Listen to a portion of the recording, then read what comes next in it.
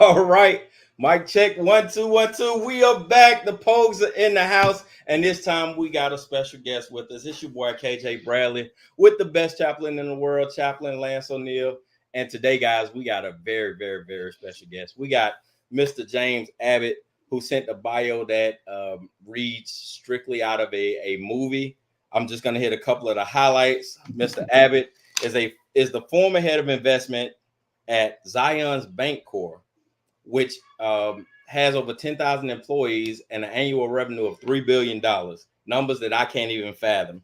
He's also a 12-year Wall Street veteran, a drummer for Heather's Headache, the band, a skier, a golfer, a Super Smash Bros. Extraordinaire. And oh, by the way, he's getting ready to launch an investment fund company in his spare time. I have no idea how you put it all together, but brother, I am blessed to be in your presence. We are going to have a blast. How are you guys? Doing well. Thanks, KJ. I'm good. I mean, the funny thing about the bio that's left out is his wife's name is Heather. Now, my wife's name is Heather. So, KJ, you're left out on this one because James and I know him as Jamie from high school. So we've also known each other for even longer than you and I have known each other. Oh, correctionado, because my middle name is James and his first name is James. So we are all combined into this circle of life today. So it is going to be a great show. I was about to laugh if you'd said your middle name was Heather. I thought that's where you were going with that. Absolutely not. All right, so we got all the pleasantries together. We got 60 minutes to get into it. Let's say we dive into it, guys. Are you ready? All right, so we got a little something different for you guys today. We decided to incorporate a little bit of video so you guys can get a little bit of depth into where we're coming from. This first video, we're talking about an issue that's been happening more and more over the nation. And it has to do with the hijab issue with Muslim women in the country. So we'll play the video, then we'll come back and I want you guys to share your thoughts. You ready? Let's do it. The city's going to pay $17.5 million to settle a class action suit filed by Muslim women who were forced to take off their hijabs before getting mugshots. This marks a resolution to a dispute dating back to 2018 when two women filed their lawsuit. They claim that removing their hijabs made them feel ashamed and exposed. The class action suit covers more than 3,600 people. Each will be eligible for payments up to $13,000. NYPD has since changed its policy on religious head coverings. All right, guys, we are back, and boom, what do you know? That first topic, I figured we jump right into it. But before we do, we got a couple of comments I want to acknowledge real quick. William Rogers says, "How's it going, fellas?" And Dr. Tina Ramsey, podcast extraordinaire, says hi. So she is my mentor. She's checking in on me, making sure I do what I'm supposed to do. So now back to the business at hand. Here we go. Hijab removal for mugshots, constitutionally protected, but are they identity safe? What are your thoughts? Well, maybe I'll go first. To me, we could have a debate or discussion about whether it's constitutionally protected, but the Constitution does limit what rights and freedoms you have once you've committed a crime or you're believed to have committed a crime. So if you have served time as a felon, you are unable to vote. That is a constitutionally protected right up until you've been convicted as a felon. So the Constitution doesn't protect people in all circumstances and all things. So if you've been arrested for a reasonable cause, which there'd be some debate about that, I suppose, if the person was arrested and did not have a reasonable cause to be arrested. In other words, it was police brutality or something like that, and it could be proved that was the case. Then I think that the person might have a right to sue the state for that. But outside of that, if they had a reasonable cause, I think that it's not necessarily constitutionally protected there. I'm not a constitutional lawyer, but that would be my thought. You know, it's funny that the rights of the Constitution, at their heart, the rights of the Constitution are there to stop the government. It's not to give anybody any rights. We have our own rights. So it's like when I tell my kids, look, you can do whatever you want. It's the consequences that you don't control. So these women can go out and they can wear the hijab and they can practice Islam all they want. I have no problem with, as an Army chaplain, I support whatever religion you want to practice. But like James just said, once you commit a crime and there are certain things that happen, which include a mugshot, are you going to say, well, we can't search in the hijab? Is that now a limitation? Where's the first place you're going to hide something if you say you can't search in the hijab, if you can't take that off? I was a guard in Guantanamo Bay. Right before I left, the detainees basically were granted that we could not physically search their persons from about their waist to about 5 inches above the knee. So where you would wear shorts, right? All of us that were getting ready to leave were kind of like, well, gee, I wonder where you're going to hide something then. You know, I saw a video last week about a kid getting arrested and the police officers, and you can say, well, should the kid have been stopped? Should he have been arrested? Anything like that. But when the officers arrested him, he's a 17-year-old kid, as he's fighting, sure enough, there's a gun in the kid's underwear. He'd been holding it, you know, right in his groin area. So I don't understand where it's $13,000, $17 million because you had to take your headscarf off. I'm LDS. I wear religious clothing. If I get arrested and I go to jail, do you really think they're going to say, oh, well, oh, if you have this special undergarments that are, you know, religiously based undergarments, or if you're Jewish, you're going to be able to wear the yarmulke, or if you're Catholic, you're going to be able to wear your prayer beads. So I think also we're in this country, we've gotten to the point where we are allowing more than bad behavior, illegal behavior, in the name of religious tolerance. And I do not want to say this in terms of it's only Muslims, because that's certainly not the case. Yeah. However, when you see these Palestinian protests that we'll talk about in a little bit, and in Dearborn, Michigan, and other places that have highly concentrated foreign-born and Islamic-based populations, and you see Death to America chants going on in America. If you're going to arrest the January 6th people and charge them with terrorist actions, how is Death to America not a terrorist action? I loved the video that came out and went viral last week of the heavyset girl that got in front of the city council in California and said, "We'll see you at your house.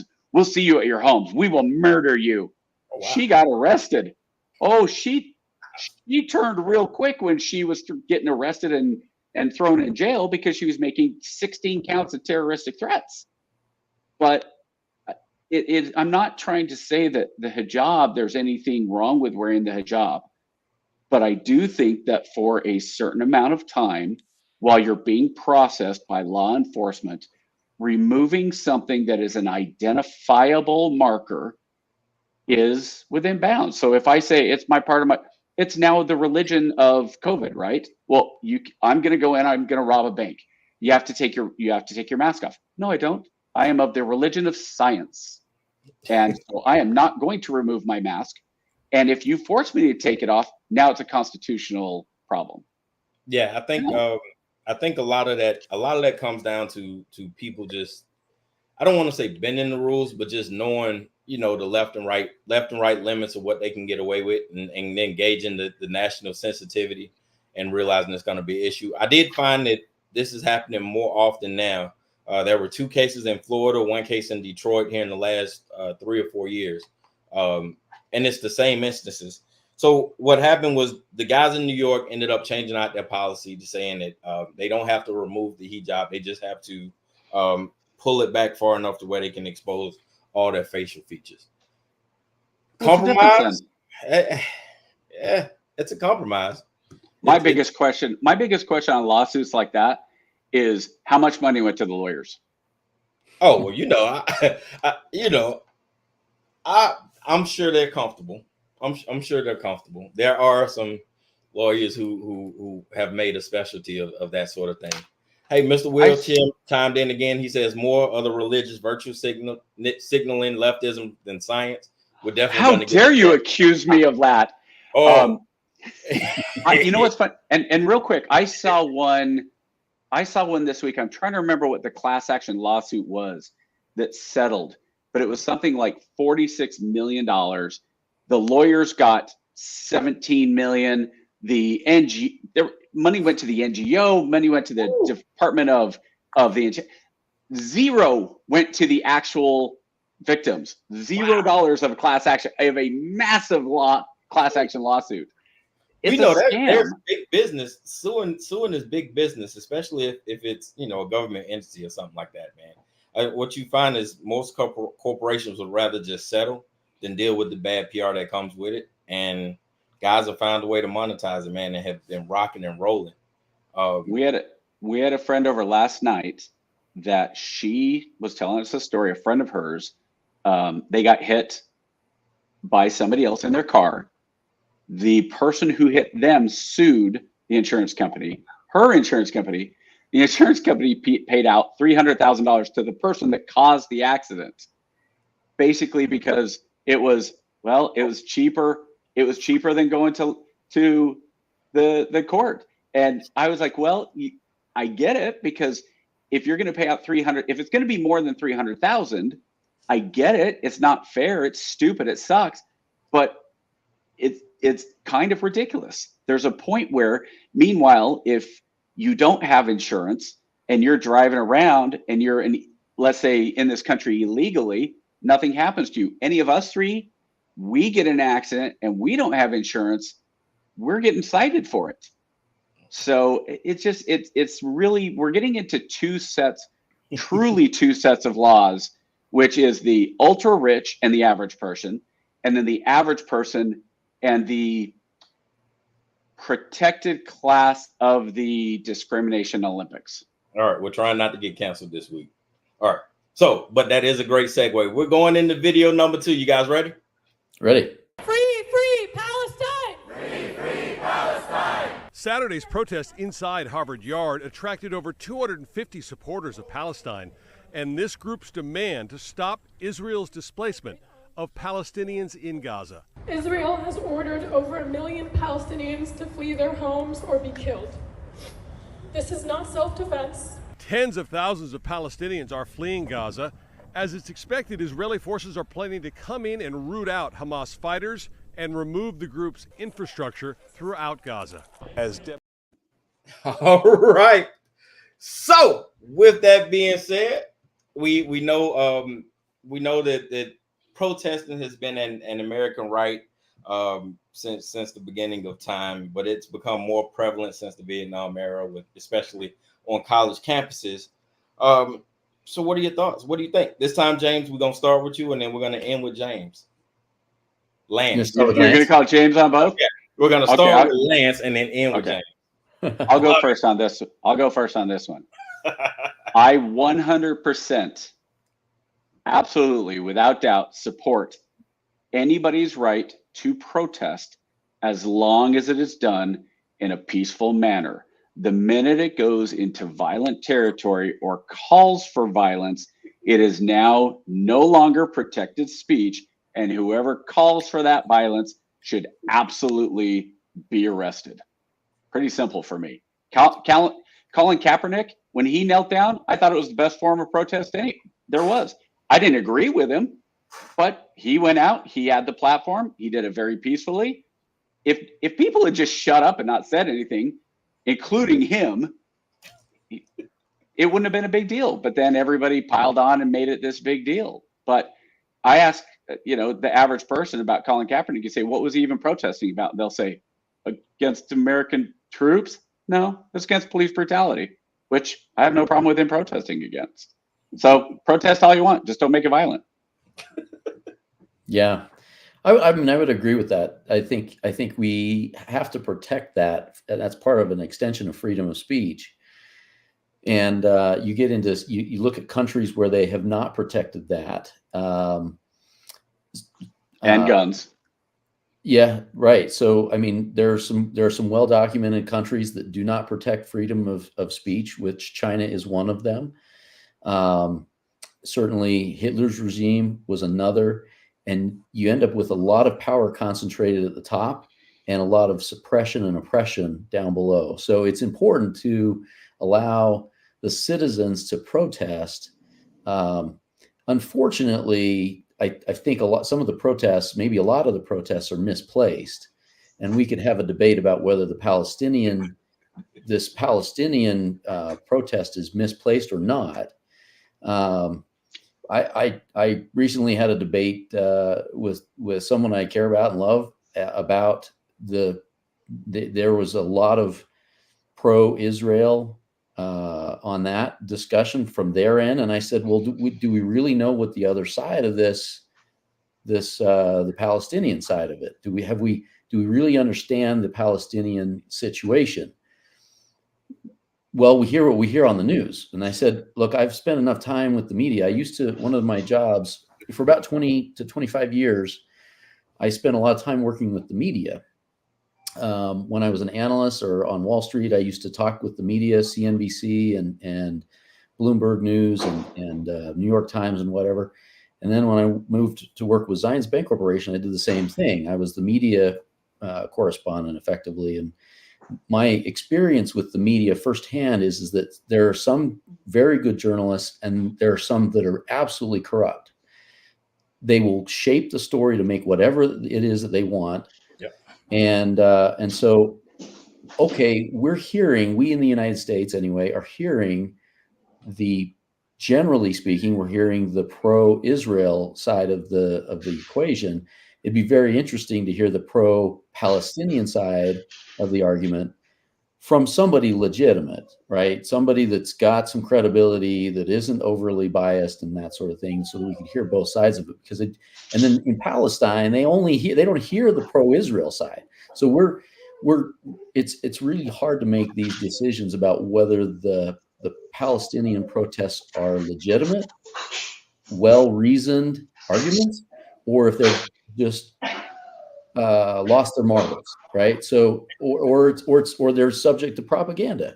So those are as I see their protests, I'm offended, generally speaking, because I watched what happened on October 7th, and I say this is gross violations of human rights, etc. And then you see within a relatively short period of time, people protesting and saying the Israelis were in the wrong. And you're saying, what are they watching? What TV? And they deserved it. Watch it. Yeah, they deserved it. So I think I think, unfortunately, and then I've heard some additional details subsequent to then, that the Israelis are poking the bear from time to time and maybe doing some oppressive stuff. So it's hard to know. It's hard to say. But back to the point at hand, we have to protect the freedom of speech, and the freedom to protest is part of that. But as soon as I agree with Lance, as soon as it steps into violence, then that's where it has to stop. Yep, I agree. Lance, you got a question that popped up. It says, who determines what is a call for violence? Yeah, that's Sergeant Rogers. He's one of my religious affairs NCOs that I know pretty well. It's one of those things that's kind of like what the Supreme Court said about porn. It may be fairly difficult to pinpoint, but you know it when you see it. When somebody comes out, is Death to America protected speech? I don't think so. I really don't think that is. When you have people going out and saying, burn it all down, when you say, so there's examples of, I think a lot of examples of violence that is out there that when you, it's tough, because right now you just had the circuit court down in Texas and Louisiana, and I know it covers those two states. They basically came out, and for all intents and purposes, they just banned protests, because if you go out, they're saying that any violence is therefore directly correlated to the person who organized or even headed the protest. So if I went into Houston And I went out and said, hey, no sleep until the Astros are held accountable for cheating the 2017 World Series. And I go out and I protest down in Houston. And I have one person who goes out and agrees with me, and they throw a brick. I'm getting arrested for that. So what it does is that shuts down, because now you truly could have a situation where we've seen some potential instigations in different things. This goes all the way back. I mean, at what point do you say what instigation leads to responses? I saw the National Guard response from Kent State, how this was the last time the National Guard went in and stopped protesting on a college campus. And you can't have that. It's like, well, they leave out the fact that the National Guard were kind of turning around and backing up and trying to be really respectful. And the whole time they were getting pelted with rocks and bricks and bottles. And one of the National Guard turned around and got trigger happy and shot, and it shouldn't have happened. But they also shouldn't have had to be in that situation defending themselves against bottles and bricks. It should have been a peaceful protest. So as far as the argument on the media, yeah, I trust the media about as far as I can throw them. Not just what's reported, but what's not reported. I kind of had to bite my tongue there when James said that all we hear is the Israeli side. It's like, I mean, any you go to any of MSNBC, New York Times, any left-leaning media outlet, which by definition is anything probably but Fox News and Deseret News in Salt Lake, and you get the Palestinian side. I have several friends who push for this idea of Palestinian genocide. And I just kind of laugh and say, if Israel really wanted to genocide Palestine, if the first bomb fell on October 10th, that war would have been done by about 5 o'clock that afternoon, because Israel has the firepower to wipe out. That's not a lot of land, and it's not a lot of population to take out. So, Sergeant Rogers follows up with, is good faith determination targeted to squash free speech? I don't know. I think almost any situation can be done peacefully. You don't have to call for violence. Very rarely are there legitimate calls for violence. When you see a young Black man who is shot down in a video, and let's go full bore. Let's go. This was a 15-year-old who really was just walking down the street from school, had done nothing wrong, just wearing his backpack. The police roll up on him, jump out, guns firing. And we don't know anything other than that. And it turns out the kid did nothing wrong. You'll see protests, and what do they say? They call it for justice. And a lot of times it becomes violence. That's not about justice. Justice is arrest the officers that were involved, investigate the officers that were involved, arrest them if appropriate, try them, and charge them. That's justice. Not going out and breaking storefronts and looting the local CVS and shooting off-duty retired police officers like we saw in Louisville when they shot during BLM, when they shot off-duty retired police chief who was working security. Why'd that man have to die? Who was African American? Why? Because somebody wanted a 60-inch TV and didn't want to pay for it? Yeah. That's ridiculous. Yeah. One last question, and then we'll follow up, and then we'll move on. So he says, when one side wants peace and the other side wants to win, we lose every time. And I think that's a good point, man. So to your point about the protest, we have to be honest with ourselves and say that, for all intents and purposes, there are aggregators who infiltrate peaceful protests and stir shit up just for the sake of stirring shit up, right? We've seen that being proven. So it's going to get real. We've seen the federal government do it. Right. I'm not putting on that hat today. We are going to move on. Allegedly. I am not putting on that hat today. We are going to shift to the political sphere. With the rematch between President Joe Biden and former President Donald Trump officially set, third-party candidates and well-funded organizations are attempting to carve out their own paths. Jeff Bennett recently took a closer look. No third party or independent candidate has received more than 19% of the vote in modern history.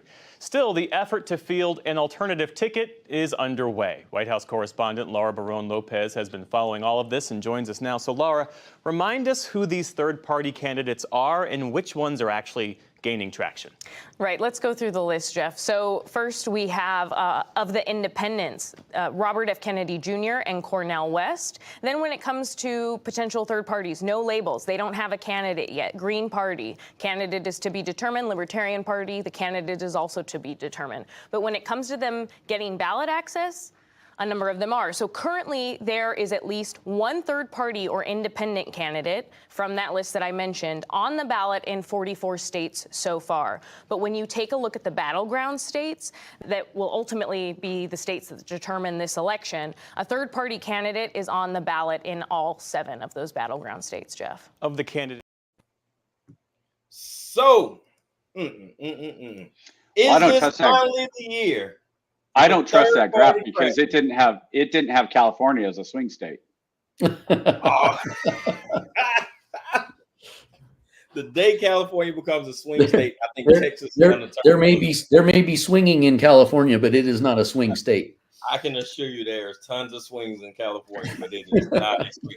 The state is the least of their worries. So, let's see who we got. We got Joe Jorgensen, we got Jill Stein, we got Marianne Williamson, we got Robert F. Kennedy Jr., we got Cornel West.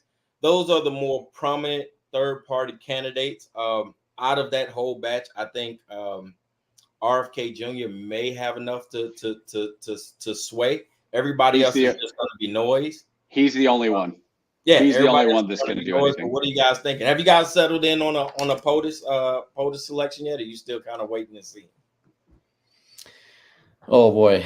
So I think I what's interesting is I've actually heard recently somebody was saying I don't understand how any Christian could get behind Donald Trump because of what a disaster he is. He's morally bankrupt, and I've thought to myself, well, now hold on a second. So Joe Biden's better. Okay. Yeah. Well, I think at least from my perspective, both of them would struggle to get admitted to any organization that has a high ethical standard. I don't know what that was, but that was cool. I didn't think that comment was that good. Okay, that was cool.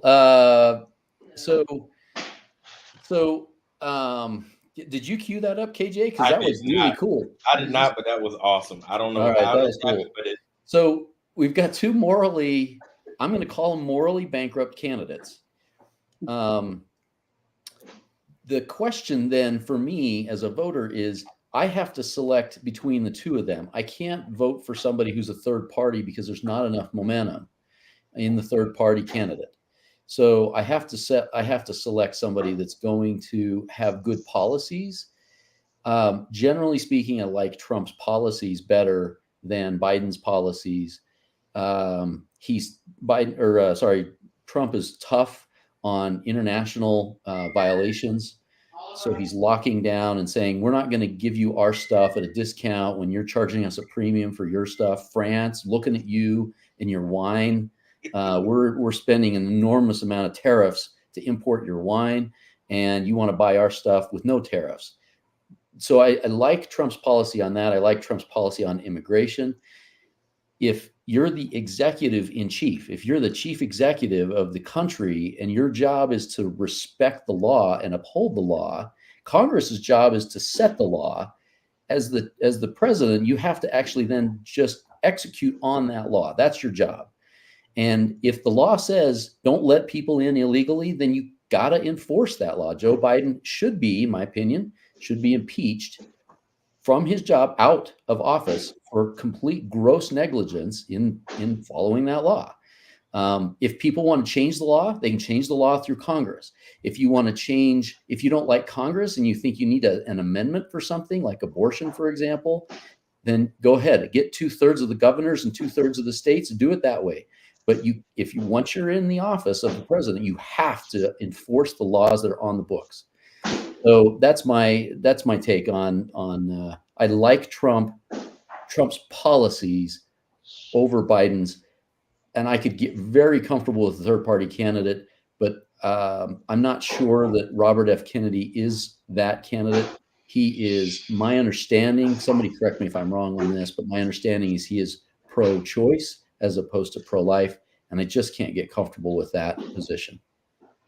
Yeah, he is. I don't think third party does anything but siphon off from the Republican or Democrats, and I do think that there's some issues. I do think that Trump and Biden do have both real moral and ethical issues. I think one of the differences that you see between Democrats and Republicans is Democrats, for whatever reason, kind of love Joe Biden. They look at him as silly. Oh, that's just Joe being Joe. He's old, but he's quirky and he's always been that way. And Republicans look at Trump and go, well, he's a jerk, but his policies are pretty good. So I think that's one thing that people miss is I'm not voting for a popularity contest. I don't want either of these men in the White House. I don't want RFK. I think we've gotten away from the best and brightest.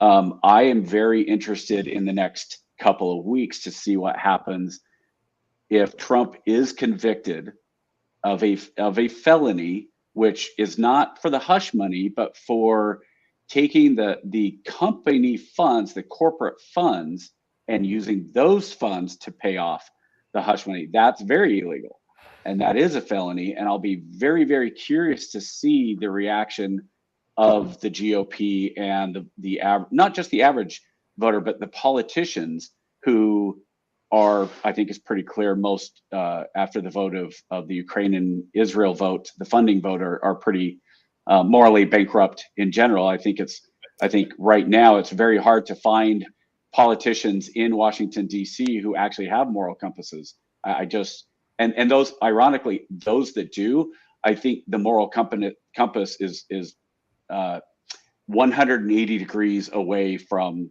the good. I think there are truly evil people in Congress. And yeah, I'll tin hat that all day long. I will say this, though. If it comes down to Trump or Biden, this is how I look at it. Clarence Thomas, likely to retire. Sotomayor, possibly retire. Of the remaining, you could see, again, a death here or there. Who do I feel more comfortable picking another Supreme Court justice? I was very comfortable with all three of Trump's picks. If push came to shove, I am a single issue voter, which is the Supreme Court, because I think that is the only organization. They have too much power, fine, but they're still the only government organization that truly checks the other two powers, or are supposed to. And I think that that's, to me, where the most important how I'm going to vote is based on my comfortable with replacing Supreme Court justices if the opportunity arises.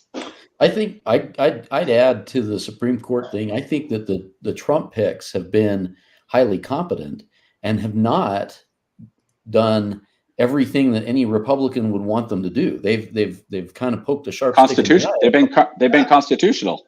They've been constitutional. They poked a sharp stick in the eye of some Republican issues.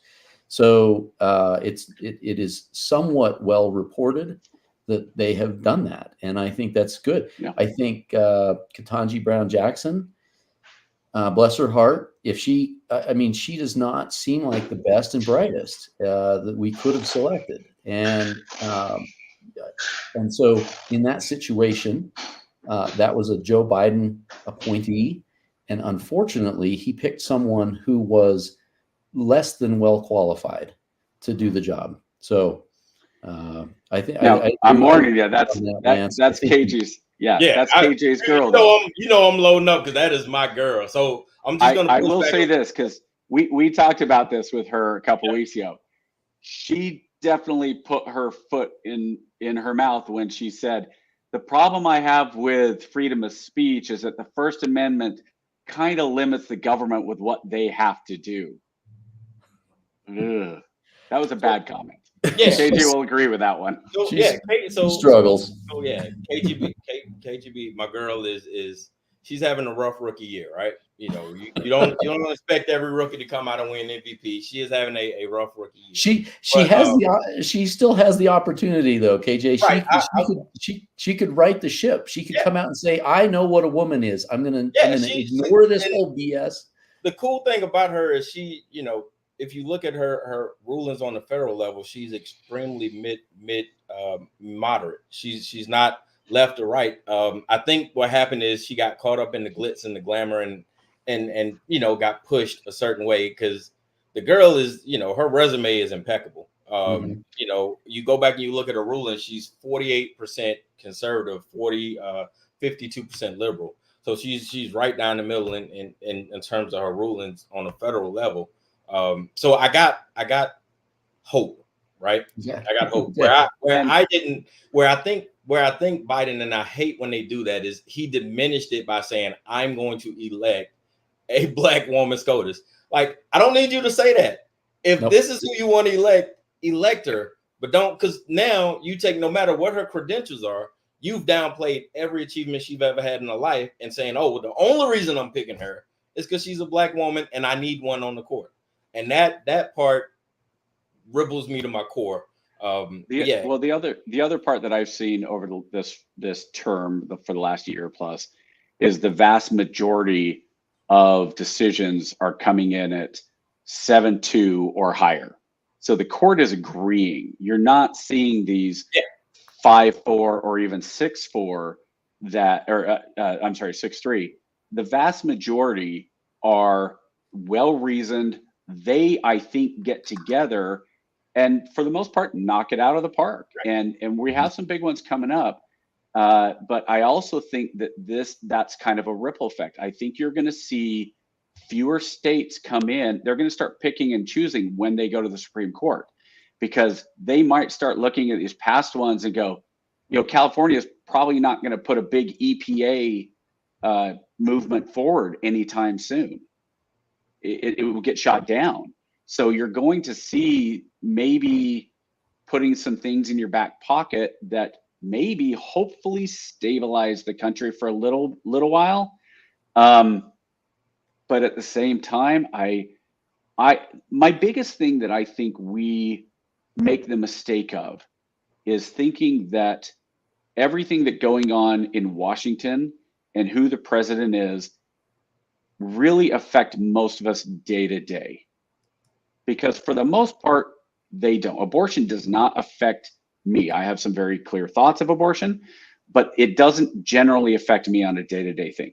What we're going to talk, I don't know if we're talking about next, the economy and some of those things. Yes, those affect me day to day. And when you start talking about how the federal government and the Supreme Court and deal with some of those things, what's legal, what's not legal, the tariffs, all of that, that's when I start going, okay, those are the things we need to pay attention to. But I think the average American is financially and economically illiterate, doesn't know Keynesian from Smithsonian, or what Adam Smith's would, is that the right Smithsonian? Smithsonian, that's a museum. Good. Yeah, museum, right? Yeah. but you know, the average person doesn't really, honestly, I find the protests cracked me up. It was my favorite thing in the protests, back when it was the Wall Street protests about big corporations. What are they get away with anything. I'm going to get on my Apple while I'm here in my Levi's and my polo shirt, and I'm going to text on the internet on Google and say how bad the free market is and how all these big companies are taking it. Hey, is somebody going to order some Taco Bell while they're out? Yeah, no? Okay. Well, but let me finish texting this. Really? Like the hypocrisy of these things just absolutely crack me up. But what doesn't crack me up is when my 2-liter bottle of soda that used to be 82 cents 3 years ago is now $1.49, and I'm told by the government inflation doesn't exist. Boom. You are the perfect segue leeway, man. I'm telling you. Here we go. Next video, loading up and rocking. Welcome back. Data download time. As always, the economy will be a big topic heading into 2024. And like so many issues these days, how well it is doing depends on who you ask and whether they have a D or an R next to their name. So what is the current state of the U.S. economy? Well, the data presents a complicated picture that seems to be more about where people think the economy is going rather than where it is. Because if you just look at where it is, it's doing quite well. GDP growth. Look, it started gangbusters when Biden first came into office. This is the post-COVID surge that certainly quickly expanded economic growth. Then we had the inflation dip there. Now we're sitting at just over 1% growth, and it's really being slowed down, our economic growth, by the Federal Reserve to tame inflation. Let's take a look at the unemployment rate. This has been on steady decline since Biden took office. It's down to 3.4%. We still have a labor shortage in this country. Part of that has to do with our lack of compromise on immigration. By the way, this is being felt across the board on unemployment. African-American unemployment is also at an all-time low at 4.7%. And that gap between overall unemployment and black unemployment among the lowest of all time. Now, so I picked this video specifically because I know for a fact this is Chappie's favorite show. NBC is his favorite network, and he absolutely loves Meet the Press. Oh, give me some Chuck Todd all day long. So we got a little bit of dated information that is as of a year ago, as we kind of known the trends have continued to where interest rates have stayed high, and then we'll kind of get into inflation and all of that later. But initial thoughts: James, this is your wheelhouse. You've been waiting the whole show for this one. So, Chappie, you're going to go first, and then James is going to come and close us out. Yeah, he needs to correct once he gets on the roll, I know wrong, we're not going to get the ball back. So, go ahead, Chappie. Your thoughts first. Oh, damn statistics. The manipulation of statistics is one of my favorite things, because you look at those two things they said. They talked about inflation according to GDP, not real inflation, not real wages, not what the dollar's worth. And they looked at unemployment. Let's do the unemployment one first. When people stop filing unemployment claims or are out of unemployment claims, and so they can't file, they don't show up as in the numbers. So if you're truly and retirees don't show up either. So you tell me what the true number of 18 to 65-year-olds that are available to work and who want to work. I'm guessing 3.4 is not a real accurate number. As far as inflation goes, like I just said, you can curb inflation. Inflation's good for growth, limited inflation. Okay. But when you have a situation where once the price goes up, you don't see it come back down. Now, there are certain things like gasoline that fluctuates because of the commodity. Certain commodities do. Okay. But again, I look at real basic things. My soda is a great example. It's never going to go back down to 82 cents because the dollar, where I was buying it 3 years ago, $1 would buy me a whole bottle plus another fifth of a bottle, right? And now one bottle will buy me about 3/4 of a bottle. The value of the dollar changes, and it doesn't respond, and it doesn't go back to where it was in the past, rarely. And when you're looking at a monetary system, and I do think this is a very interesting theory, that the national debt simply doesn't matter, because as long as the United States government says a dollar is worth a dollar, then it doesn't matter if we owe $32 trillion or we owe $50 trillion.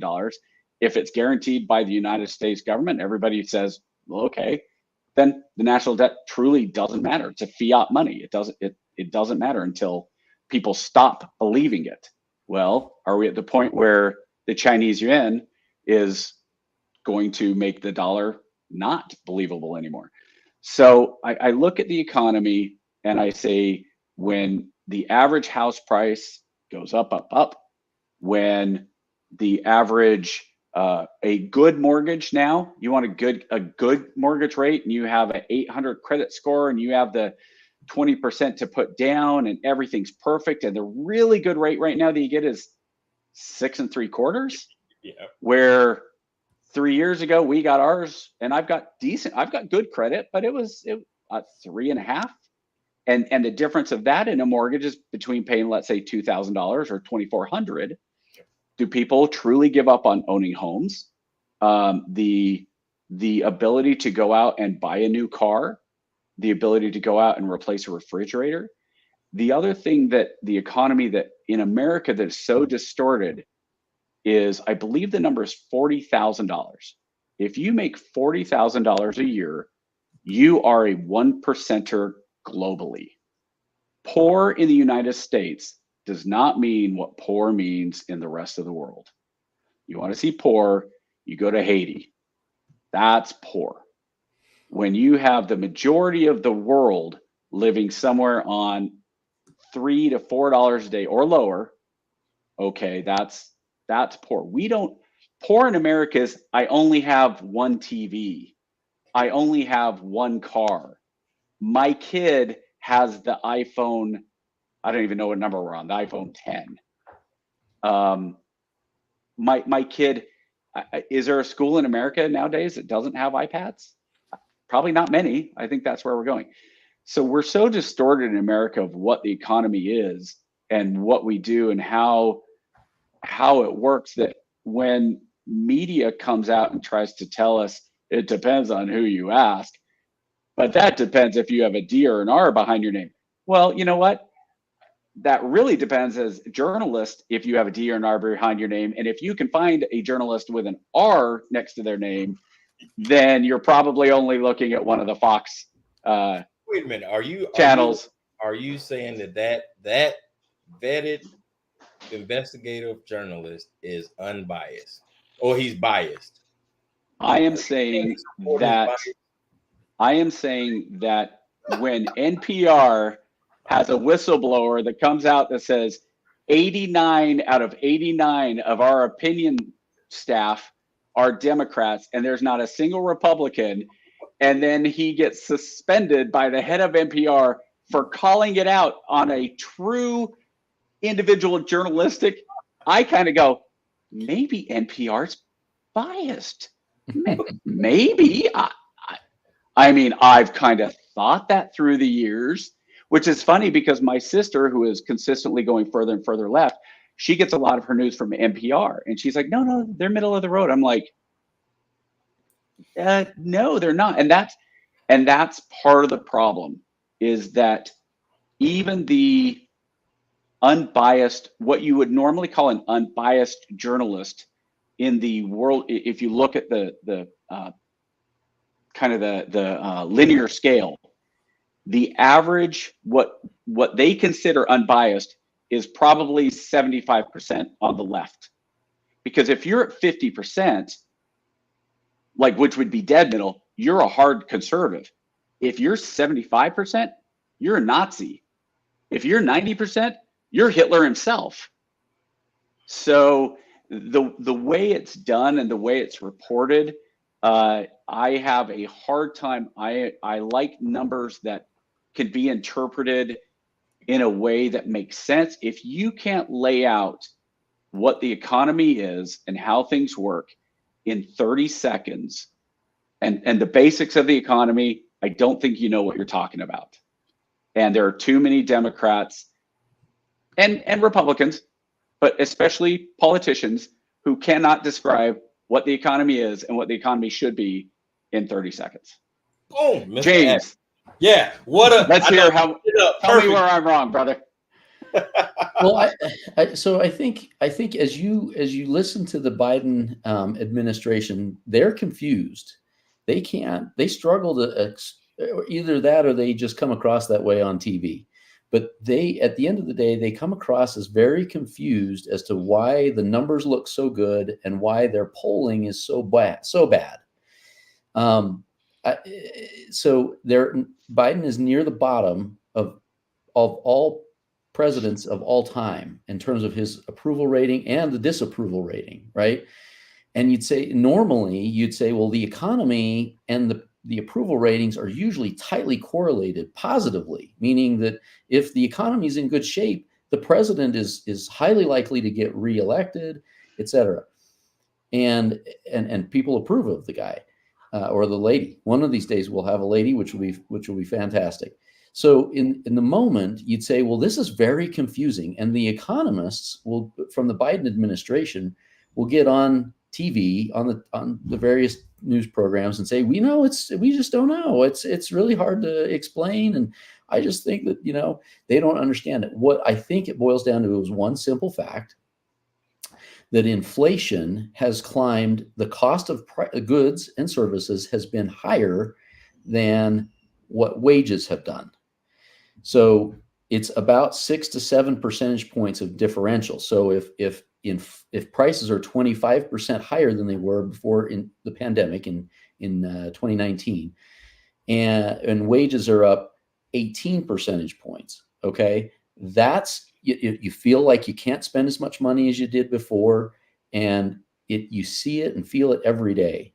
So you particularly see it at the supermarket and some of those kinds of places where you've seen 30 to 50% increases on certain products, maybe even double. To Lance's point about soda, that sounds like a doubling to me. The cost of soda is almost doubled, and it's not a 15% or 20% increase or 25%. So that's what's causing people to be hurt. And the Biden administration staff will say, well, now hold on a second, inflation's coming down. It's only 3% year over year now, and it was 10, almost 10, 9 point something. So now we're down to 3. That we all should feel good about that. And we have to step back and say the problem is that it is still advancing faster than our wages are advancing. Generally speaking, that is true. The other factor is the unemployment rate. So the unemployment rate is capturing people that say they have a job. It doesn't say whether they're happy with their job. Okay, there's actually an unemployment statistic that talks about that one as well. But the unemployment rate that's widely reported just asks whether you have a job. So if you're driving for Uber, but you have a master's degree or a PhD, you're employed, but you're not employed at the level that you would like to be employed at. The gig economy is great for a lot of people, provides a lot of flexibility, but it ends up causing people to be uncertain about where the next gig comes from. I was talking to a friend of mine just the other day on Friday, and he said, I'm a fractional CFO, meaning I get hired when somebody needs a CFO temporarily for 3 months or 6 months, or could even be a month. And I get paid pretty well during that period of time, but I don't have my next gig lined up until I'm done with that one. So can he go and spend $50,000 on a new boat or car? Probably not. He has to be very careful about what he spends money on because he doesn't know where the next gig is going to come from. So that's the gig economy. So I think those are the factors that cause the economy to look good by the numbers, but don't feel good. And that's what the Biden approval rating is. That's why, in my opinion, Biden probably won't get reelected. At least according to the swing state data, he's not going to be reelected. Cool. So as we pivot, let's take it on a national level. Right now, I think we're reported somewhere around 34 trillion and counting national debt. Lance, you had a question you wanted to ask in regards to just not paying, just saying, you know what, the hell with it, we're done. I'd be curious, Jamie's what you think about this, because I look at it and again, it's all smoke and mirrors. We owe this money. The fact that we can't get a true accounting of where this money is going, and is it tin hat time and it's all owed to the Rothschilds and whatever. I know the largest amount of money that is owed in the national debt is to retirement funds within the United States. The foreign debt really is not, it's not good, and China, could of course dump funds and all that stuff. And I think we're actually going unintentionally, I think at some point we're going to get lucky out of sheer stupidity.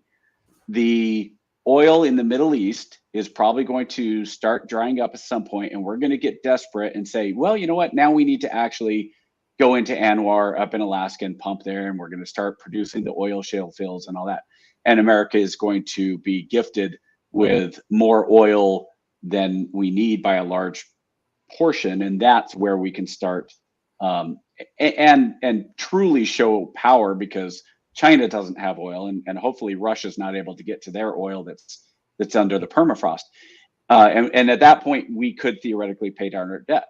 But if the federal government came out tomorrow and said, unless you have that actual piece of paper in your retirement funds and you're American, we are going to be truly isolationist. And if you're not an American citizen or group that we owe this money to, we're not paying you. I think the global economy would take a massive hit, but we'd be about right back where we were in 5 years. I don't think people would still get fed. Sergeant Rogers said we're the only country with a obese poor problem, where poor people are chronically obese. Mm-hmm. And that's a good point. But if we just didn't pay it, I think the average American wouldn't really affect us. And okay, fine, we're not going to be able to get our cheap T-shirts and shoes from China or kazoos or whatever you want to call it, but America would still have food, because we are the #1 food producer in the world by a pretty significant amount. The other countries might be pissed at us. So, no more fancy wine from France. I guess we'll have to only have our wine from California. Chips, well, Taiwan still likes us quite a bit. So, in fact, I think we'd actually do better with our chip situation. And it still blows me away that some of these companies like Google haven't turned around and used some of their money and just built a chip. That, to me, that seems like a gold mine. Just build chips. So yeah. Go ahead, James. I was just going to say, I think that if we were to default on our debt payments to other countries, other sovereign countries that we owe money to, the result would be that it's just like defaulting on your own payment of when you have a credit rating. You have a good credit rating and you can buy stuff on credit. And then all of a sudden, if you don't have a good credit rating, you can only buy stuff with the cash that you have on hand. So we would have to live quickly within our means, and we've never done that. Maybe never is the wrong term. I think there were maybe 1 or 2 years there, maybe during the Clinton administration, if memory serves right, that we actually had a surplus. Out of dumb luck. Out of the internet boom, yeah. Dumb luck. But so as a general rule, we don't. We run a deficit all the time, and so our debt service burden would go down, which is taking up a big chunk. It's almost taking up as much as the national defense budget these days. And you fast forward time about a year or two, and it surpasses the national defense budget. So that would be reduced, and that's great. But we're running over $1 trillion of deficit per year, and so some of that is interest expense, but not all of that would go away. Most of it would still stay. We'd still be running a deficit. So we'd have to decide, what do we want to keep and what do we want to lose? I think we're going to get there one way or the other. I don't think we'll choose to do it. I think the capital markets will do it for us. Hey, we got it twice. Somebody must be clipping on YouTube like, I really like what you just said. I think, and I think there are other people who spend time thinking about this, that we will have a debt crisis. So the way the debt markets work is that investors, and those investors could be individuals like you and all three of us here on the call today. It could be institutional investors. So we all throw our money to Fidelity or Schwab, and they do the investing for us. Or BlackRock, yeah. So any of those institutions, and there's usually 1 or 2 people, maybe a small committee of 3 or 4 or 5 that make the decisions on where to invest. And if all it takes is a handful of those people to say, I don't really like what's going on with the United States, let's stop buying United States debt, at least at this yield, okay? Maybe we'll buy it at a percentage point or 2 percentage points higher than where it is today, but we're not buying it at 4% or 5%. Maybe we'll buy it at 6 or 7 or 8. Okay. When that happens, it's like lemmings. There will be a mass exodus. All the debt investors at the same time will immediately decide that it's a bad idea to invest in the United States debt. You see this happen with banks from time to time. A little over a year ago, Silicon Valley Bank failed because like literally on a Wednesday morning, handful of depositors that control a lot of money at Silicon Valley Bank said, don't trust Silicon Valley Bank anymore. Pull the money. And by Friday, Silicon Valley Bank was gone. And Silicon Valley Bank was a massive bank. So that will happen, my opinion, that will happen in the United States. I can't tell you when, but it'll be an ugly day when it happens. But we will live, we will still eat. We will just have to, we will no longer have things like Social Security will be cut back. Medicare will be cut back.